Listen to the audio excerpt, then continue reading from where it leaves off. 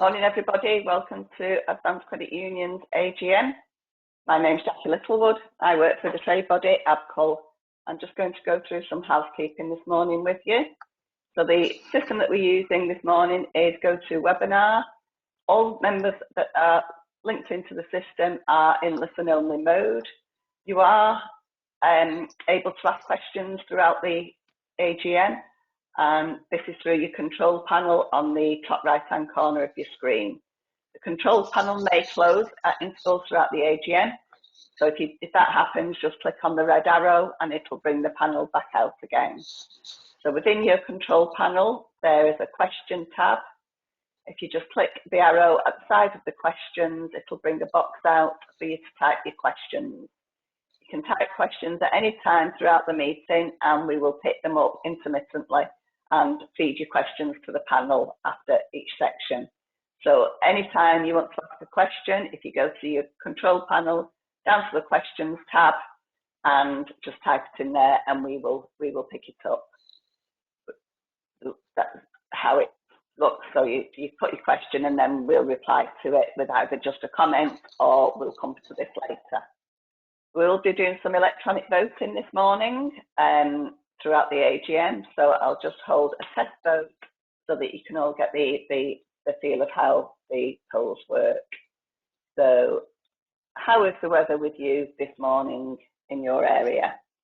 So if you could click into one of those three boxes, it's wet, dry or mixed. Dry here in Manchester, which is a bonus.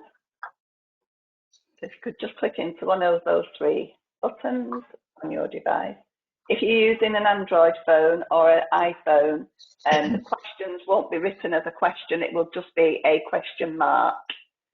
So that's how you can ask your questions on an iPhone. So we've had a majority of people answered, and this is how the results will show throughout the AGM. So just to reiterate, to ask your questions in your control panel, go down to the questions tab and just type them in there and we will come to you. In the handout section, there are some documents which we will be going through on the AGM. They're there for you to download on your own systems. Okay, good morning everybody. It's our first attempt at a virtual AGM. Sorry we're not able to meet in person at the cafes opposite our office in Erdington as usual. We may be there next year, but I suspect we'll probably be doing something like this in future anyway. I think the benefits of people being able to attend without physically attending is very beneficial. So do please let us know how you get on with today, any problems that you have. Hopefully you'll appreciate what we've got to present to you today. We've got a few things to run through. We'll just go through the minutes from the AGM last year, and Liam, our acting chair, will say a few words, and we've got a couple of little presentations as well, a couple of little video things to show you, then go through our accounts, and then a little bit about our future and some of the formal items about approving the dividend, and we've got a new director returning to our board. So we'll progress with those in turn. Right, so everybody should have had the minutes from the AGM last year. I'm just looking in the downloads. Is that one in there? It is there. Yeah. From no, it's not there. So these are the minutes from our AGM last year. We met on the 29th of February 2020 at the Oikos Cafe opposite our office. So the minutes just outlines who was there. We had the chorus. I think it was our biggest turnout for an AGM ever at 33 members. I think we've not quite broken that record today, but we may get a few more people join in. And we had a short presentation from Jack Jerome, the MP for Erdington. Is very supportive of credit unions generally and of us in Erdington and the work that we do. a brief report from Melanie Lockie, our chair at the time, and Faye Bailey did a presentation about some of the operational side of things. Faye's our operations manager, and ran through some of the practical aspects of what we do and how things work, and about loans and our lending, about the membership. We went through the accounts for myself and Ken Agnew, our finance manager, and explaining some of our growth.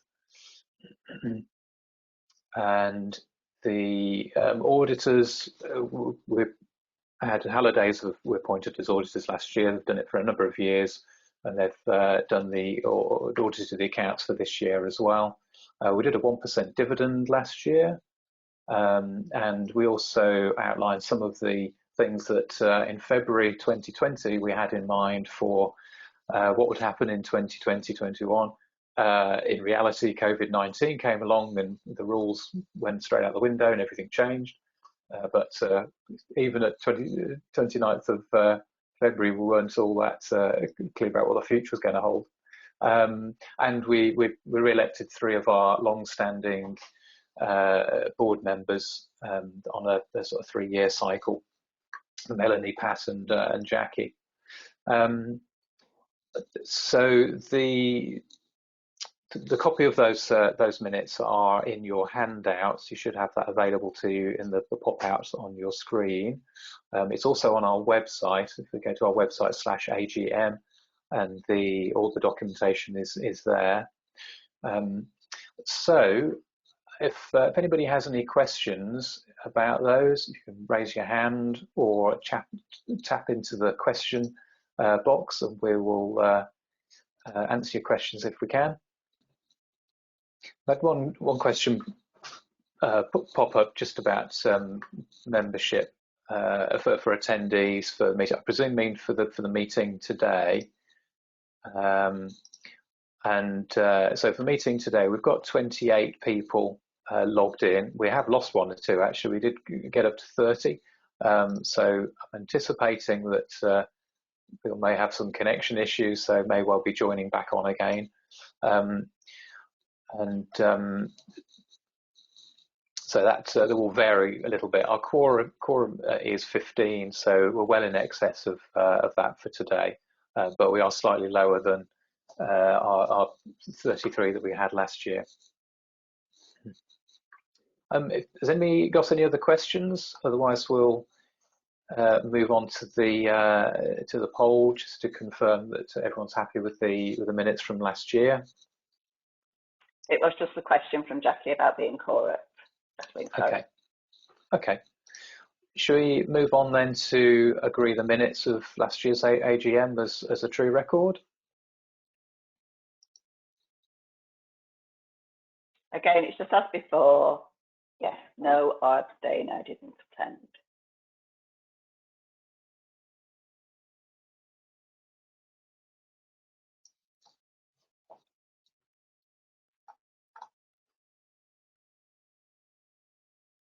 Yeah.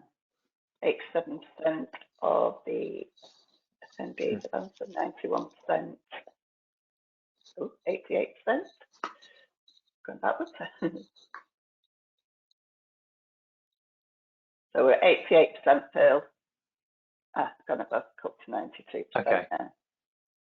Yeah. Okay, just share the poll.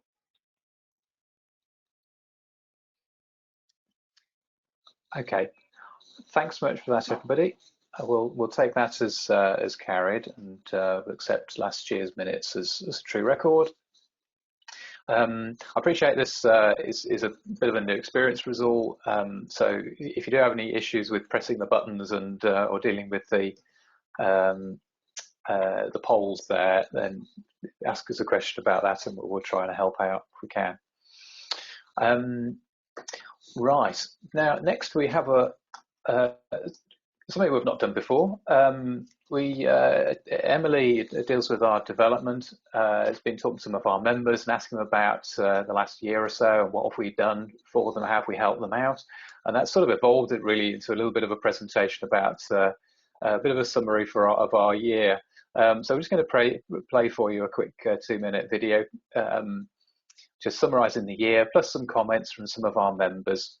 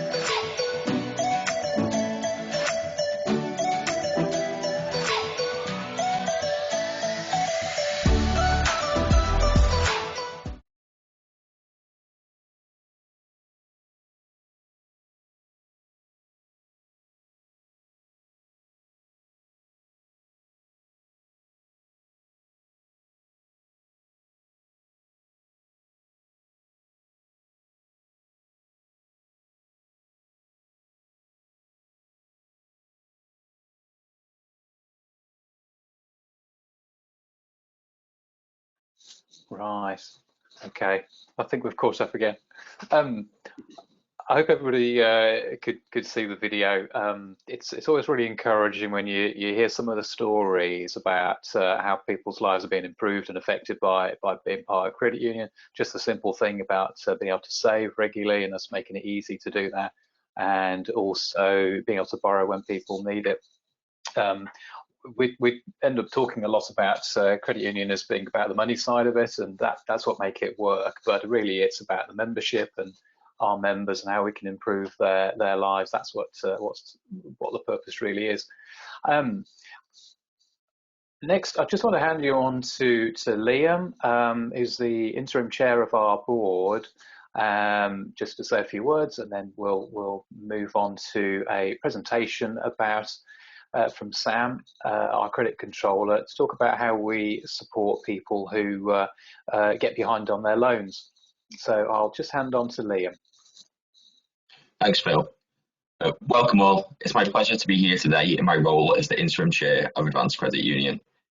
I realise it's been a difficult year for all of us, for our families, for the economy and for our members, despite that there are many examples of resilience and energy, such as that of the credit union and the amazing team led by Phil. At the centre of our success over the past year are our people, and I would like to thank them personally for that. Advanced Credit Union is unique in Birmingham, There is no comparable community organisation working for its members and their finances. It continues to perform well and has adapted well to the coronavirus situation. Forward is the motto of Birmingham. I feel now more than ever it's something that we can relate to as we collectively move forward from the coronavirus pandemic and the credit union moves forward to the next stage of its exciting journey. Advanced Credit Union has what I consider to be 4 key ingredients: strong team, positive leadership, financial discipline, and engaged membership. Our strong team has made sure that despite the temporary closure of our offices, we have continued to support our membership, delivering promising financial results and position ourselves to move forward. The positive leadership of the organisation is working together to make sure the organisation continues to move forward, strengthen our governance and supporting our team to reach the great potential this credit union has. Financial discipline is of significant importance to a credit union. After all, every penny spent is that of the members.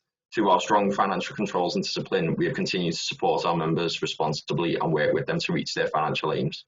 Our membership continues to be engaged, and it's great to see so many people here.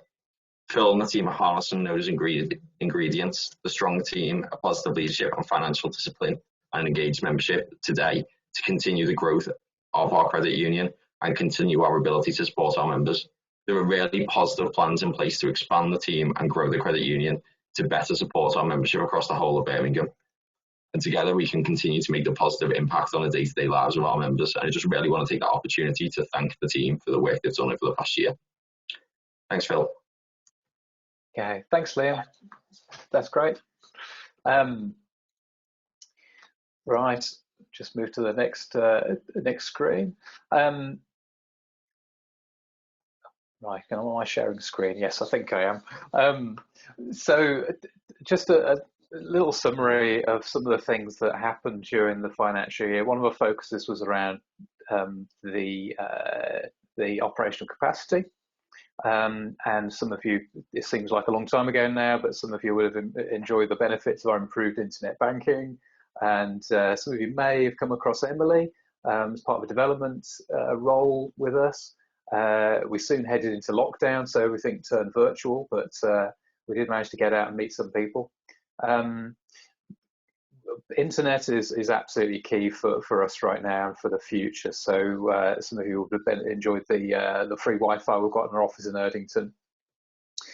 One thing we've been involved in is the Chamber of Commerce and trying to do more with businesses and their employees. So we had some funding last year that enabled us to do some sponsorship for the Chamber of Commerce Spring Fair. That was just before lockdown, so we got an extremely good deal on it. So it didn't cost us a great deal of money, but it was a really good profile raiser for us.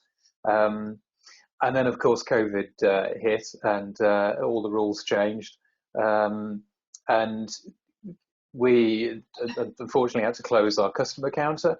So between March and June, we closed the counter. And then after that, we were able to open it, but we had the staff working in 2 teams, half at home, half in the office. So we had to reduce our hours in the office.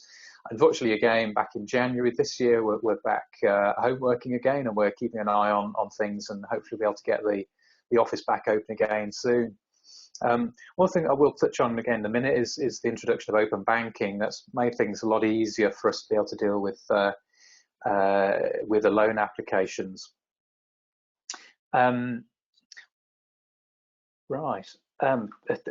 Last year I had a photo of all our staff stood outside the office. Unfortunately, everyone's at home, so I can't do that this time. But this is how our staff team are now working. Everyone's smiling, which is a good thing, and but everyone's at home and doing exactly as we would do in the office, just sat at a different desk rather than sat together in the office. But we will get back to Erdington in the next couple of months, I would imagine.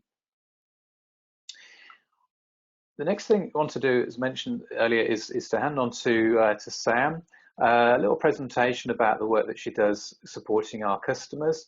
And this is by and large is where people get behind on their loans, and particularly during COVID, that's been quite a significant issue with people getting uncertainty of the financial income in their households, and just that uncertainty.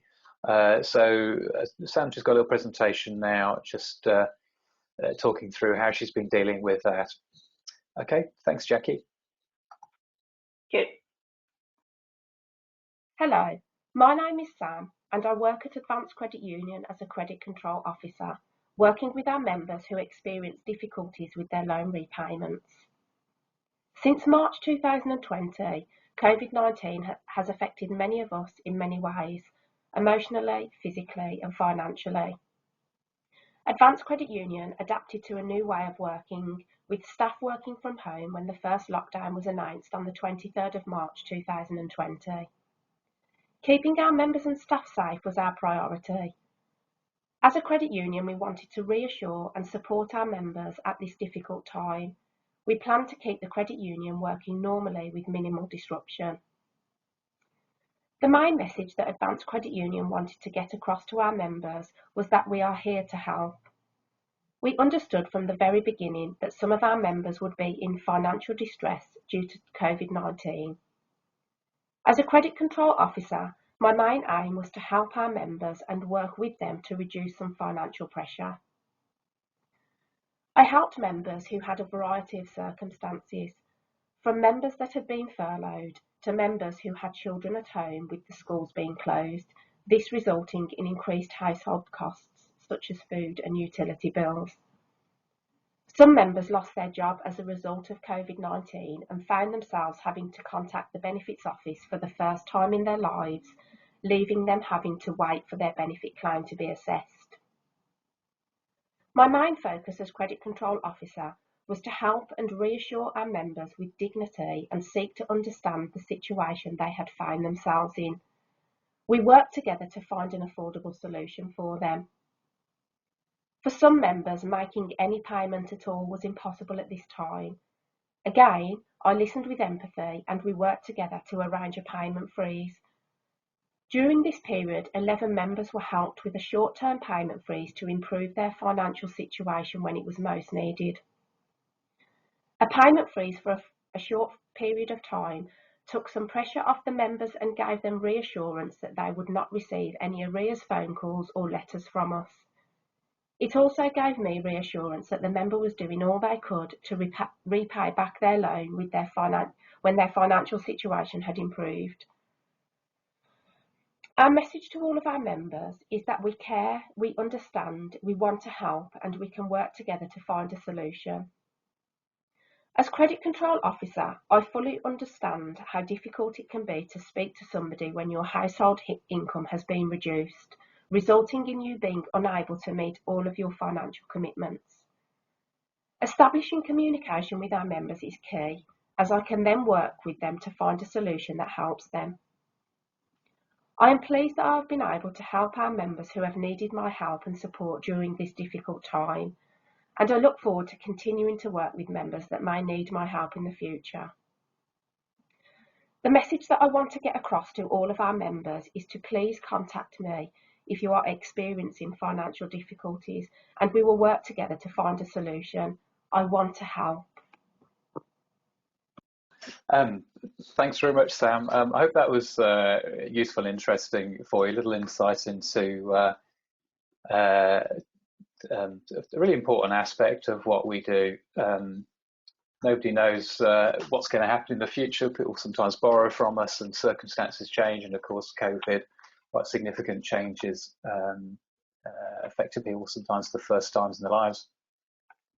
So it's a really important part of we feel that how we deal with our members, particularly when life's treating them unfairly, that we continue to treat them fairly and with some dignity and help them out and work with people.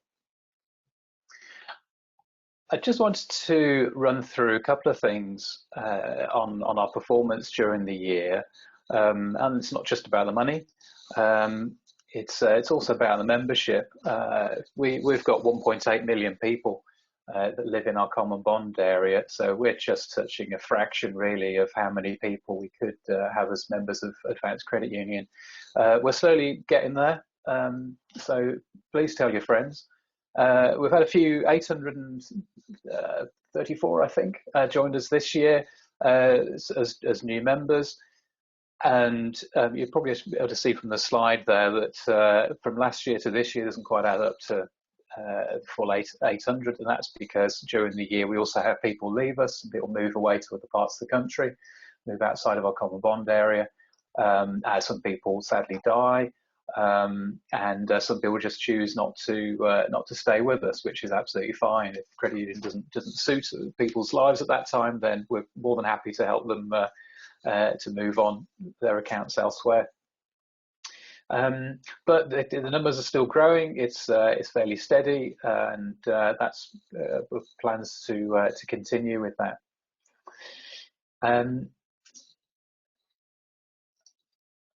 So who are our members? We're quite pleased with this, really. Lots of credit unions tend to have quite an older membership, whereas really it's people who are in their 20s and 30s who are starting families, setting up home. Money is a bit tight, and trying to make the most of what they can. And really, that's where credit union is the ideal place to step in, and that's exactly what we do. About 4/5 of our members are female, and about 1/5 male. And as you can see from the graph there, the majority really are in their 20s and 30s. And we tend to find as people get a bit older, they tend to borrow less, but are more likely to be regular savers. And one thing we're noticing, I haven't got a slide for this, one thing we're noticing is that we're finding more and more people from south of Birmingham are joining us now. Traditionally, we've been North Birmingham, and as time's gone on, we extended our common bond in 2019, and it's now starting to spread. We get people from Tamworth and from the south of Birmingham down towards Redditch as well, joining us.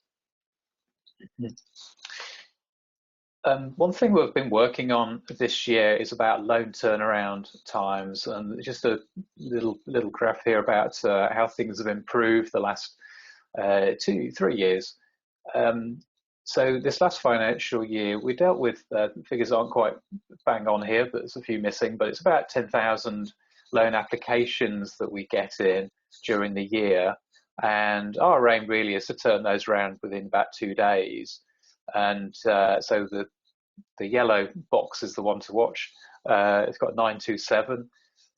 So the blue box, the red box, and the yellow box equates to about 50% of the loan applications that we're turning around in 2 days. So that's from when somebody puts their application into us and when they get their answer.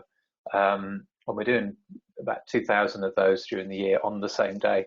So it's a big improvement on where we were, and we've got plans to improve that further. Now, there is one of the variation on this one is that if that's from when people first put their application in. We sometimes don't always get the documentation. We need to see bank statements or proof of ID. So that can sometimes delay things. So if we take that out, then that means that 75%, 3/4 of our loan applications now are getting an answer within 2 days. And one thing that's helped with that, as I mentioned earlier, is open banking. It means that if somebody gives us permission through internet banking, that we can then get their transaction details, and we get a little breakdown, so we can see how much affordability they have for the loan. So it means we can makes it a bit easier for us to make the affordability calculation and make sure we're not giving somebody a loan to make their life that little bit worse. We always want to do a loan because it's going to make someone's life better. And when we use that information, sometimes we'll signpost if we can see that someone's overspending on something excessively they may not be aware of, then we'll signpost them. Another thing from that our software provider are working on, hopefully later this year, is be able to feed some of that information back to members so they can see their own financial information and see how to improve their management of their money. Hopefully we'll have some more news on that in the next couple of months. One thing that has changed this year is why people borrow. We always ask people what the loan is for, and this year was slightly different. You can probably see from this that Christmas is still always very significant for us. A lot of people borrow for Christmas with us. General household expenditure has gone up. Holidays, unsurprisingly, has dropped massively. People purchasing cars has also dropped significantly from where it was. and but people were spending this year and borrowing from us to improve the homes, so home improvements and also household furniture. So a few things went up and a few things went down, and just a quick summary here of where the improvements were. It was generally really about people being in their homes and improving their home environment, whereas some of the big expenditure decreased this year. So holidays, weddings, unsurprisingly, went down, and also birthdays. Money borrowed for birthday expenditure went down. I guess as lockdown eases, we're probably going to see that balancing back out again. But it's been good for us to be able to support members to affordably improve their household environment while they can. Just a quick summary of where we are with our lending. We were targeting 3 million this year. We didn't quite get there because COVID. We were on target until COVID hit, and then everything changed. And we did what we could to make sure that members had access to money. So we made sure that people could withdraw savings if they had some available. And also, some of you may remember that we did a £200 emergency loan at that time, really because we were conscious that for some people, they're telling us that they go to the shop and the shelves were bare back in March, April time, if you remember. And so us being able to do a quick, low value loan, just to be able to get money into people's pockets so they could go to other shops where they may have to spend a bit more or may not be able to get exactly what they wanted, but at least they had access to money and had some financial security at that time. So that was, you saw from the comments earlier, people really appreciated that. And it was a good way to give people a bit of reassurance at that time when there was a lot of uncertainty in the world.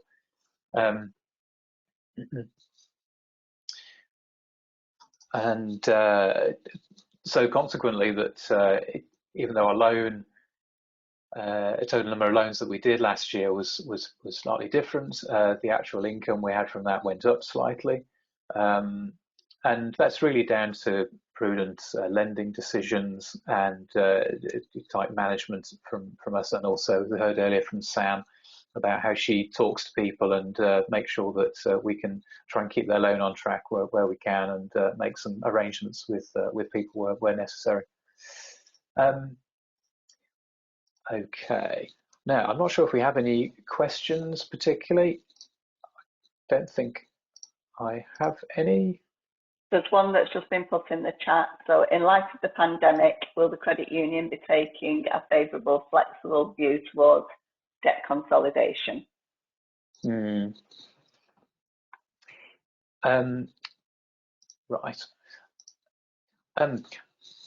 Yeah, we're trying to be as flexible as we can. We're here to support members, and so debt consolidation is something that we do.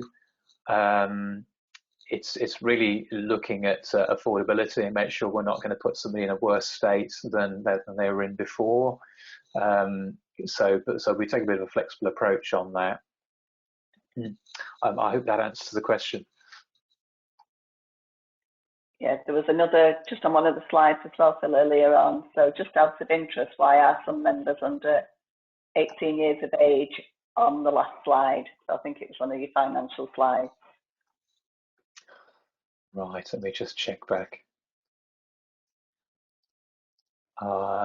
So I think it might possibly be might have been one of the graph ones. Let me just try and go back. This one here, I think, members' age. Yeah, no, we do have junior members.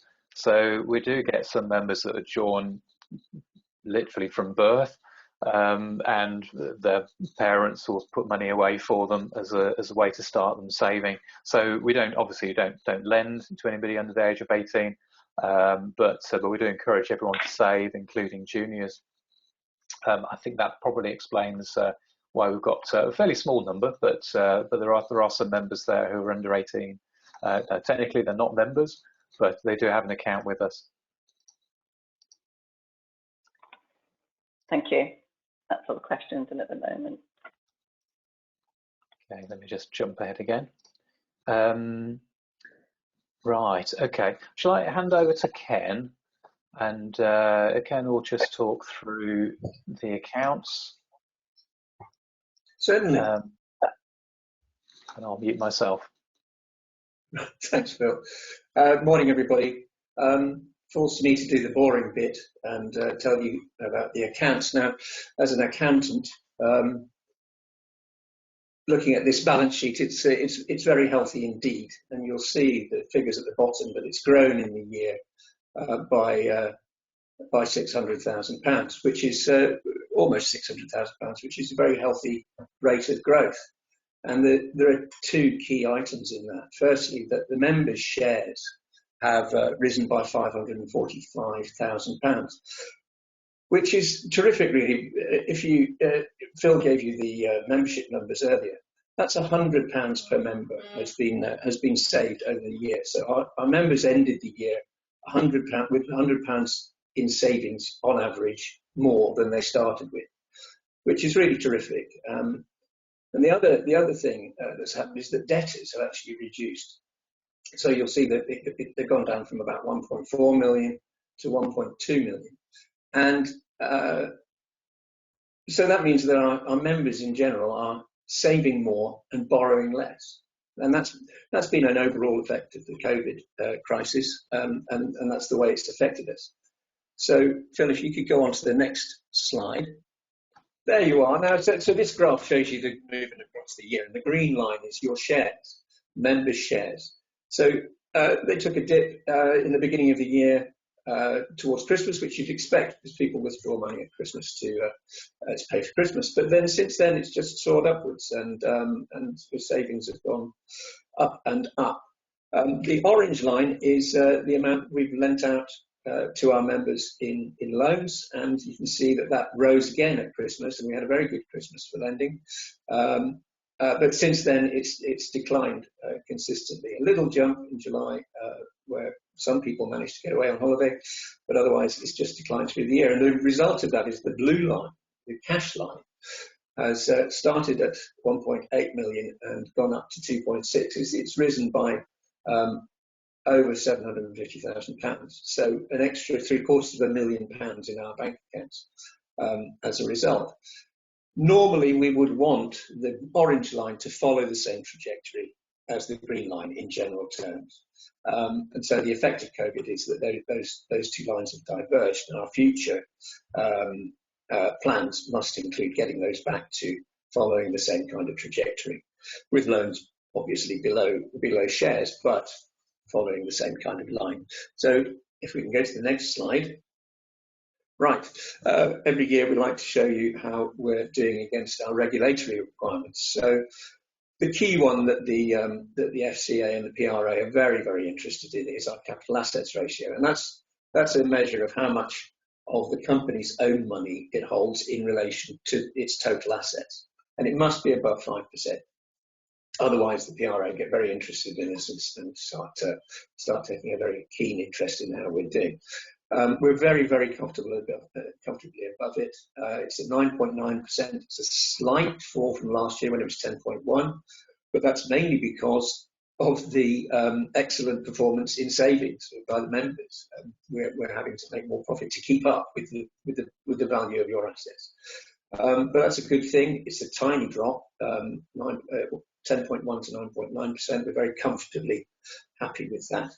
The liquidity ratios, as I said, the FCA get edgy if we have less than 10% of our assets in cash.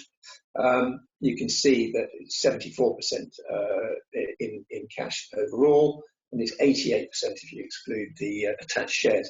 So again, we're very liquid, and the balance sheet's very, very healthy indeed.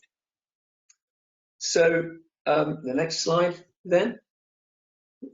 This is our profit and loss account for the year. You'll see that the income has gone up substantially by nearly 100,000, but the administrative expenses have gone up as well to meet that.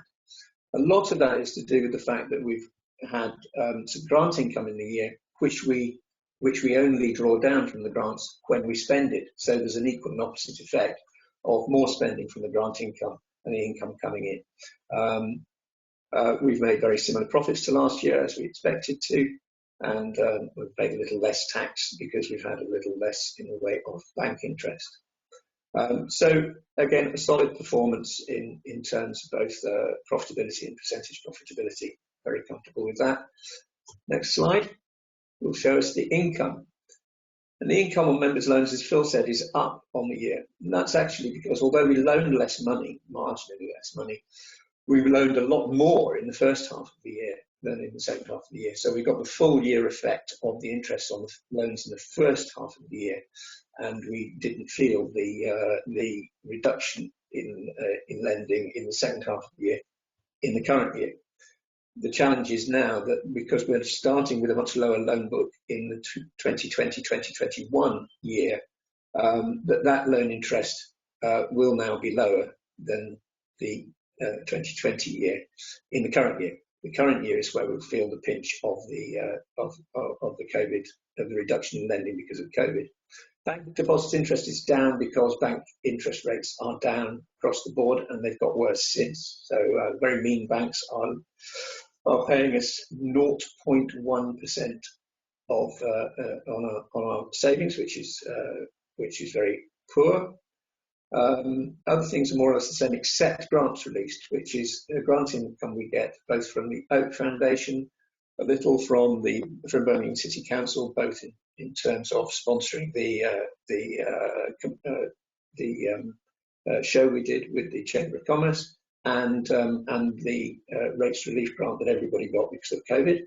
But we also get grant income from the Oak Foundation, which pays for some of our staff costs, and from the Fair for All COVID Relief Fund, which is to make up the lost income we had because of the drop in lending. So again, our income is up by 100,000 across the year, but a lot of that is down to grant income. Next slide. So this is our expenditure, and you'll see that again, that's up by 100,000 across the year. Wages and salaries are up. That's for 2 extra people, one of whom is covered by grant income. The other items that are up are office running costs is up quite a lot. A lot of that expenditure is for Incuto, is for our increased digital presence and the better online banking and online loan application functionality that we've got, which makes us more efficient and gives the members a better service. Printing and postage is down because we're just not sending so much stuff out by post anymore. We're not using much less snail mail because we're using Incuto. But also we're just not in the office, and we're not using so much stationery. Other things that are up are advertising is up by £4,000, and that again is covered by grant income, because a lot of the cost in there was the show that we did at the Chamber of Commerce at Villa Park. And impairment expenses are up, and actually the impairment expenses are not terribly worrying to us. £68,000 wasn't the best year for impairment expenses, but in the comparison, what you've got to realise is that the previous year, 2019 year, was an exceptionally good one. So we're not terribly worried about the impairment expenses. Moving on, and that leaves us with a surplus before tax of £70,000, which is more or less what we wanted when we started, what we budgeted for when we started out the year. So very pleasing result, really. And that's the accounts for the year. Phil, back to you. Okay, thanks, Ken. Just one. The next thing is going to be another poll. So you get ready to press a button. I mentioned earlier that Hallidays are our auditors. We've used them for a couple of years, and we're recommending that we appoint them again for this coming year. We've got on very well, I think, with Hallidays. They've given us some really useful business support and been a good sounding board for us, and we're quite happy with the quality of the work they've been doing for us.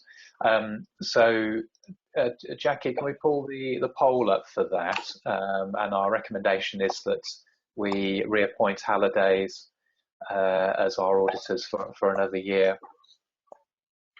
Yeah, there's just a couple of questions. I think Okay. picking them up. But yeah, we'll do the Any poll, and then if questions? they need more explanation, Okay. then we'll come back to them. So the next one is, so in the list, oh sorry, there was, do you approve the reports presented by the chair, chief exec and the finance manager before the audited accounts? Right. Okay. That one, Okay. do that one. We should do that first, shouldn't we? Yeah. I'll rearrange my slides. That's fine. Mhm.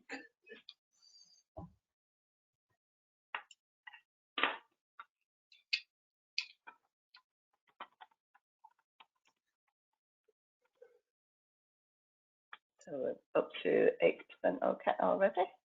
88%. So 92%, and it's a unanimous 100% yes. Okay. That's reassuring. Thanks very much, everybody. And shall we do the auditor appointment of auditors as well? Yeah, we've got the audited account. Or do you want to go to the auditors? It's fine, we can go out of that. Don't reappoint the auditors.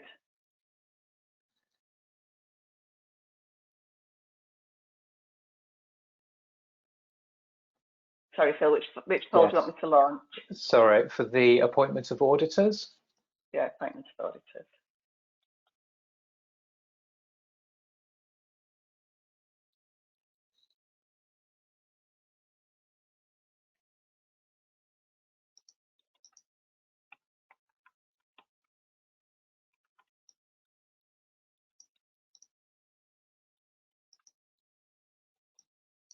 Okay, we're up to 85%, and it is a unanimous yes.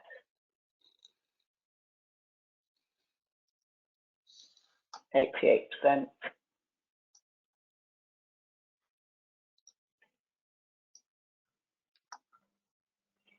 92%, and it is a unanimous vote.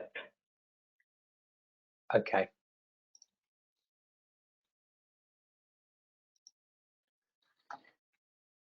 Right. That's great. Thanks very much for that.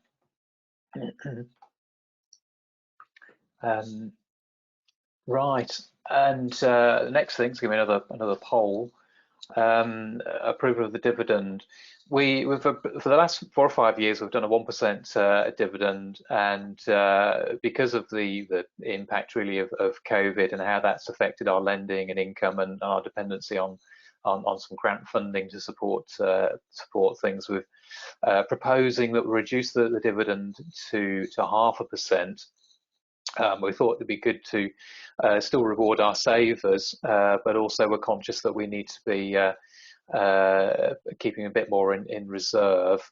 And also when we look at what sort of rates are available out in the open market, we think that 0.5% is still very reasonable in the current circumstances. So the impact on our accounts and is on the slide there in the accounts. If you want to look on, I think it's about page 9. It will cost us about £14,500. So if anybody has any questions about that, please tap in the questions or raise a hand for that. Otherwise, we'll go to poll and do a vote on accepting the 0.5% on dividend. And just to clarify that, we pay that to Christmas Club and to attach savings. So people have got savings with us that are open savings in their S1 account, and also some people have some savings that are attached to their loan. So all of those savings all get paid the 0.5% dividend.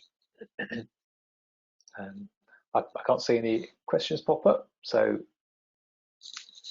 I'll put the poll up there.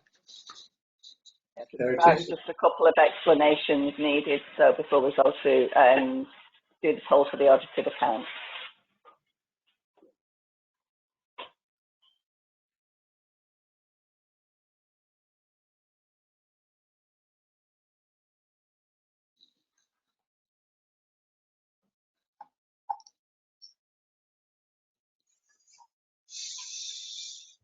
So we're up to 80% and it is a unanimous vote.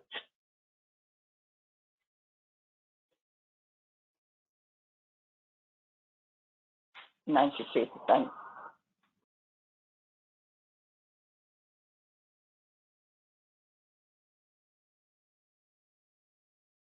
96%, yeah, happy for me to control this. And to close the vote.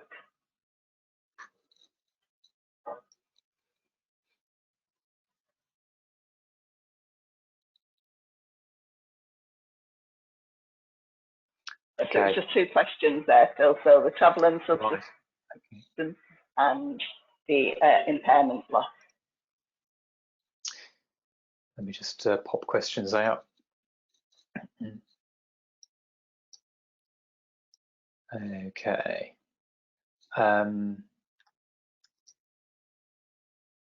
So question on impairment. It was just to explain it. Right, okay. Yes, there's a question, I'll hand this one to Ken. Please, can you explain impairment loss? Oh, you're muted there, Ken.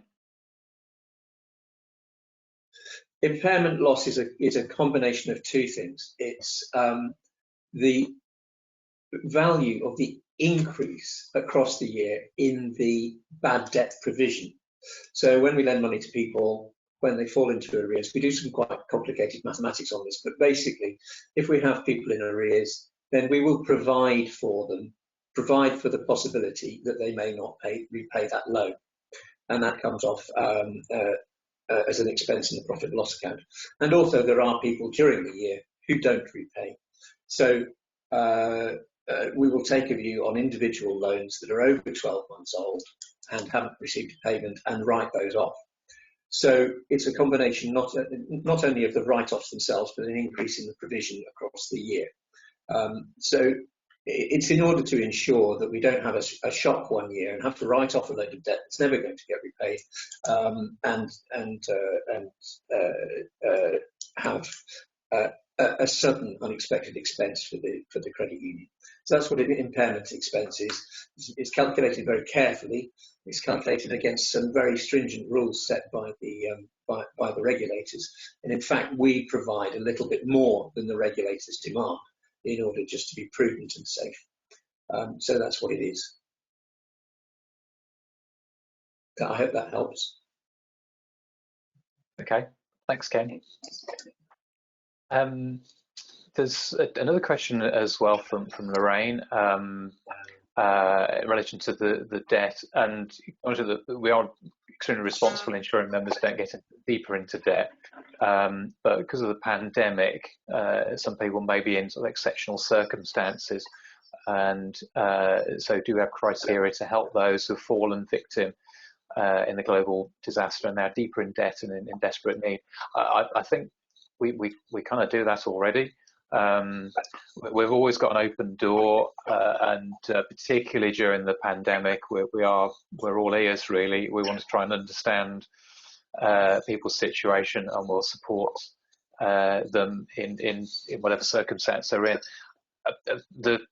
Something that's really quite surprising for us is that not as many people as we thought contacted us during the pandemic, and we know some people were aware that they were going to be affected by unemployment, and they got in touch with us, and we sort of made an arrangement to freeze their interest or make reduce payments for a period of time.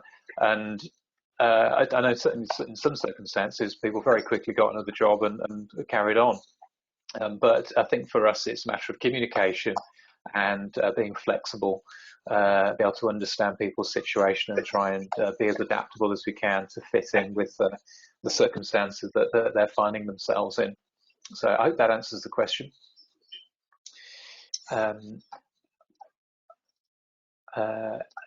There's just one more saying, please, could you explain how the dividend is shared? Right, okay. There we go.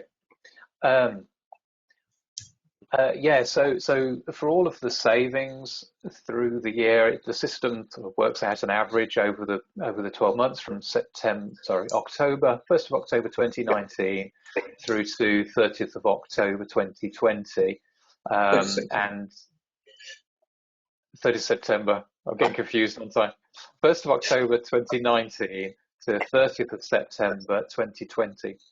And so we'll see what people's savings were during that period of time, and allocates the 0.5% dividend against that.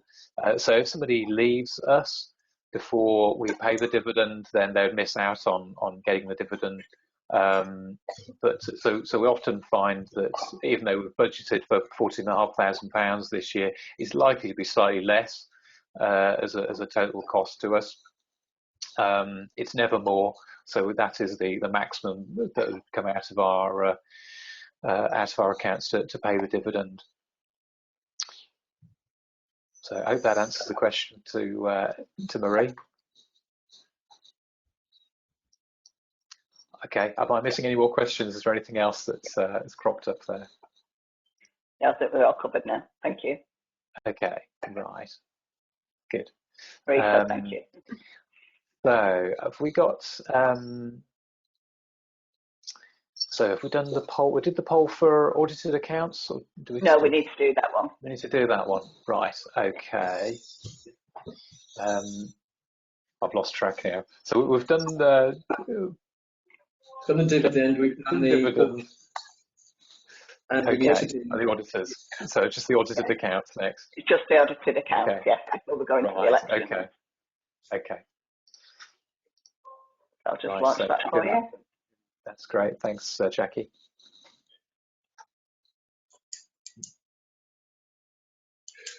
And the audited accounts are all there in the handouts for everybody to download and read in full. You've only seen some extracts so far, but there's 20-something pages of accounts there for you to download.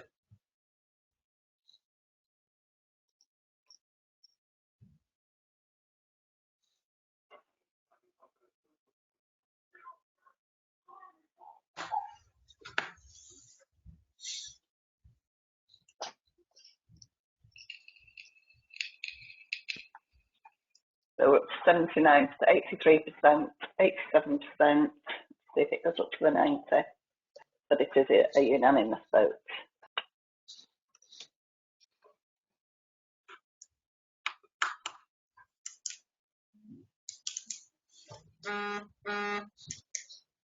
Still at 87%, but it is unanimous.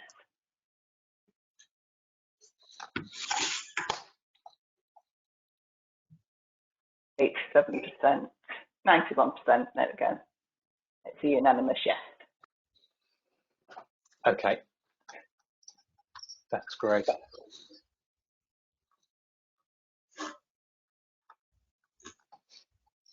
Okay, good. So we've done that one. I'll just run through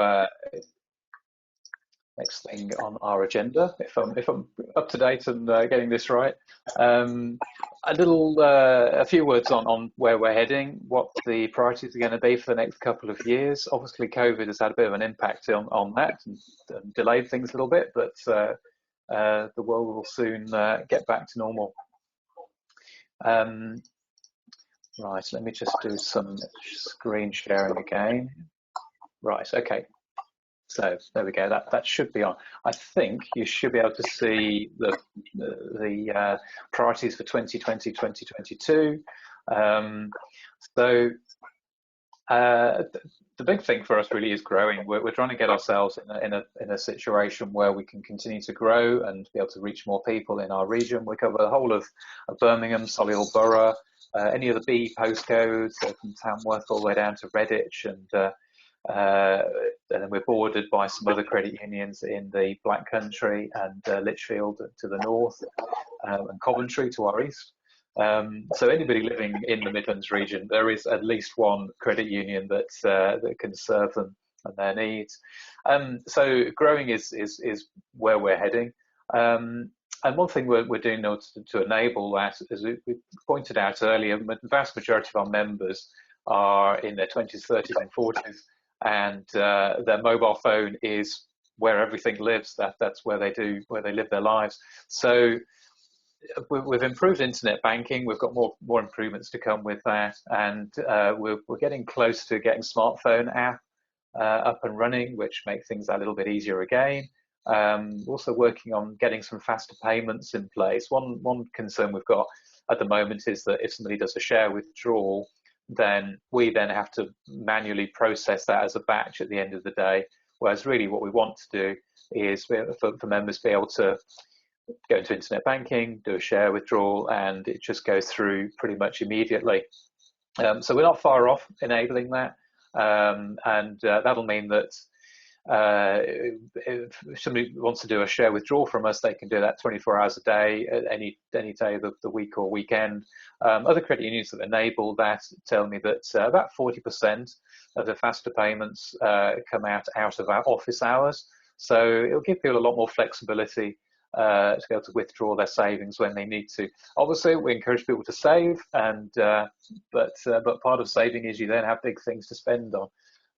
So hopefully that's going to be a big improvement when we get to that.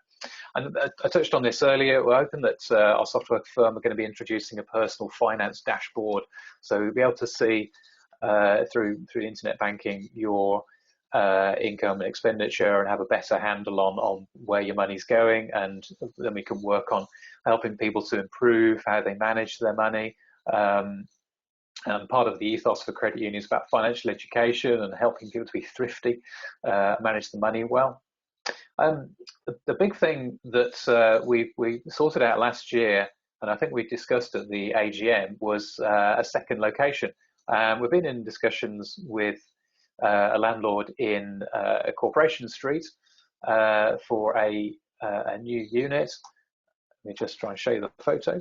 Here we go. And this is up at 118 Corporation Street, which is opposite the Square Peg pub, top end of Corporation Street. A very busy area, and it's very close to the shops, very close to the bus stops and the train stations just down the road. And for the 1.8 million people that live or work within the region, it's very accessible for them to get there. So we're saying that it'll give us three big benefits. One, it's a lot more accessible for people that need to come and see us than where we are in Erdington. And secondly, it's a fairly prominent high street location, so we're a lot more visible to people, a lot easier to explain who we are and where we are. And thirdly, it does add more credibility to Advanced Credit Union. We're sort of tucked away in the suburbs at the moment, but we think that having a city centre premises will raise our profile quite significantly. And it's quite extraordinary, but we will be the only credit union in Birmingham that will have a location in the city centre. There isn't another one at all. So we think that'll be a big step up for us, but also for the residents. And even though 90+% of what we do is internet, there's still a value in having a physical presence in a physical building.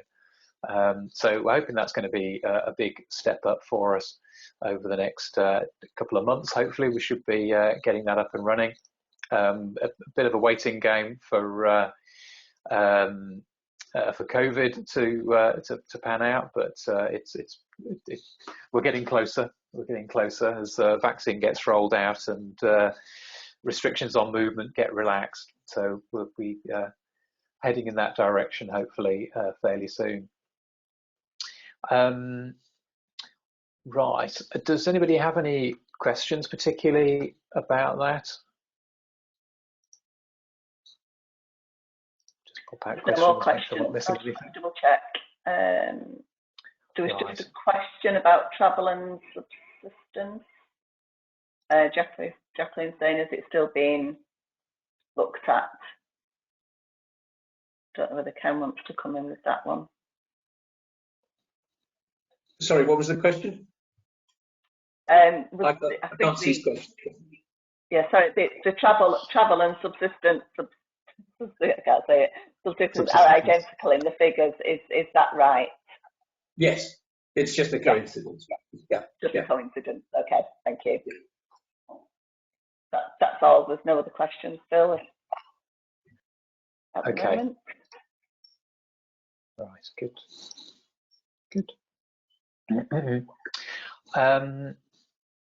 So I think the next slide is our board. You've met Liam a little bit earlier. We've got 5 members on our board at the moment. Jackie, Richard, Farouk, Liam, and Lorraine, and we've had 2 of our directors step down in the last 6 months or so, Melanie and Pat. And we're always keen to keep our board strong and varied. So we're going to be recruiting and adding some more people onto our board during the coming year.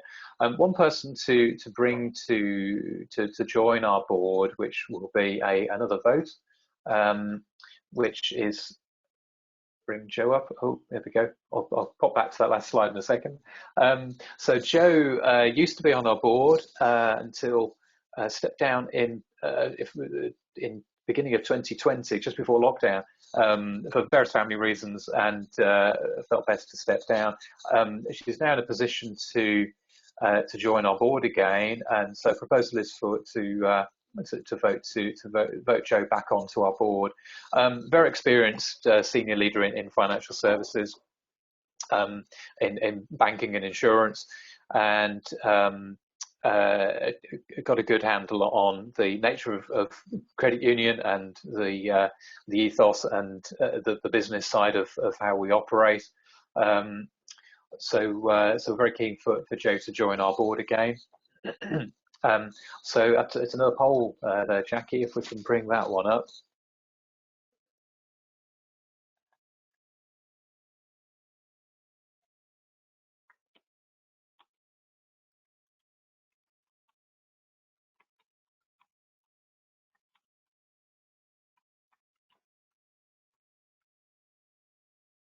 So we're up to 92%, and it's unanimous yes. Okay, that's great. One slide I did pop over. I'll bring it back up. Yeah, one thing that we monitor is board attendance. So this is board attendance during the year 2019-20.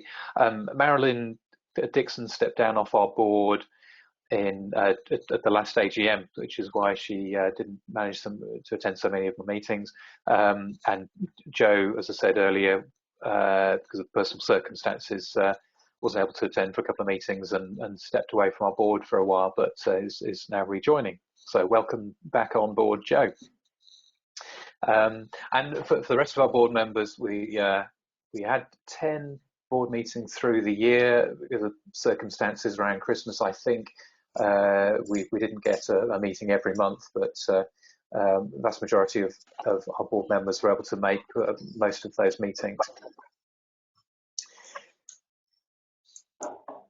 Okay, so I don't think we've actually got anything to do on elections. We have a rule so that so for board members and officers, every 3 years there's a re-election. But everybody on our current board, apart from Jackie, has only been on a board for 2 years. So we'll do a cycle for re-election for next year. And Jackie did a re-election cycle last year. So I'll hold off on election of officers for next year for a 3-year cycle. Supervisory committee, we don't have anybody on that at the moment. I think that's something we're going to be dealing with through the year. We've now outsourced the internal audit function to an accountancy firm. Previously, we've had somebody working as a contractor for us to do the internal audit, which worked very well. We've struggled to get somebody to replace him. and it's not been helped by COVID. So we found it better to outsource that for the moment, and then we'll review that once we've had the accountancy firm to do that work for us. They're very similar really to Halliday's, who do our main external audit. They deal with a lot of credit unions, and are very experienced in the sort of issues that credit unions have to deal with. So we're fairly comfortable with how that's being handled for the moment.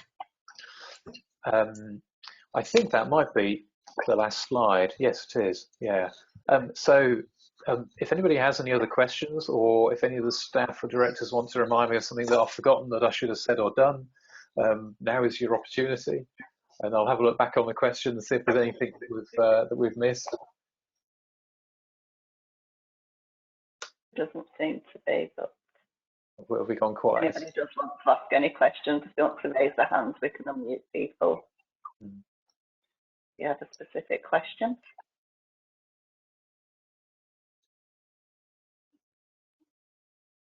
I've had a message from Lorraine. Excellent AGM, well done to Phil and his hard-working team at ACU. I like the virtual AGM, it worked very well. Thank you for your help, Jackie. And Michael commenting and say, thank you very much to everybody for all your work during this year. It's much appreciated. Also the work in enabling this AGM to go ahead. I have to go to another meeting now, so I need to leave. Hopefully see you next year when it will be back to normal. P.S. Missing you all. Oh, missing the cakes and biscuits, sorry. That's from Michael. We'll do what we can for biscuits and cakes next year. Definitely.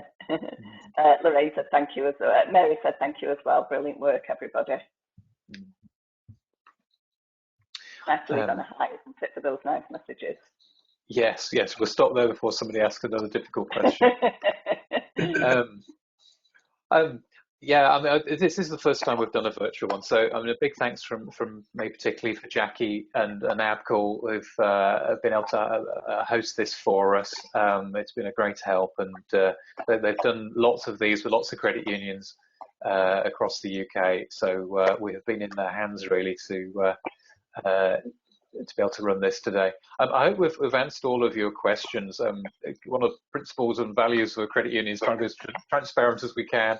And we try and put as much information as we can on our website. And if you don't follow us on social media, then please do that too. The little video, that's the 2-minute video at the beginning, a little summary for the year. Emily's going to be putting that up on our social media later today, hopefully.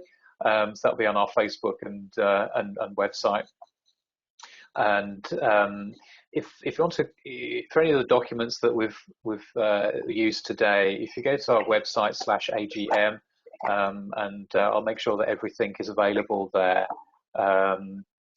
so you can refer back to those if you need to. Apart from that, it's a thanks very much from me. Thanks very much for attending. We've probably had different people maybe attended this year, and so it's your first time attending AGM, then you're very welcome. Please join us next year, and we're looking forward to serving our members for the rest of this year. Thank you very much. Thanks, everybody. A few more thank yous that have come in from Marie and Jackie and Wendy. Okay. Just again, lots of thank yous. That's great. Thank you to leave the AGM, ladies and gentlemen, if you click on the file in the top right-hand corner of your control panel, file, and then leave webinar.